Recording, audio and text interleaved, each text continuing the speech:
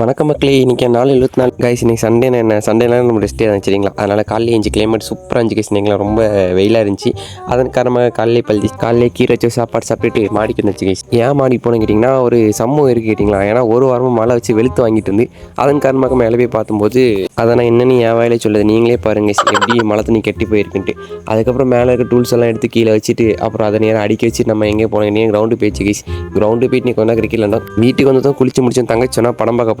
அப்போ சரி ஃபேமிலி கூட இந்த மாதிரி போனது கிடையாதுன்னு சொல்லிட்டு இப்போ தான் கைஸ் ஃபஸ்ட் டைம் நான் அம்மா தங்கச்சி வந்து மூவி பார்க்க கிளம்பியாச்சு. என்ன படம் கேட்டிங்கன்னா டியூட் படம் தான் கைஸ் போனோம். படம் வந்து நிறைய பேர் சொன்னாங்க என்கிட்ட அந்த அளவுக்குலாம் இல்லை, ஒர்த்து இல்லை, கான்செப்டே இல்லை அப்படின்லாம் சொல்லி ரொம்ப நெகட்டிவாக சொன்னாங்க.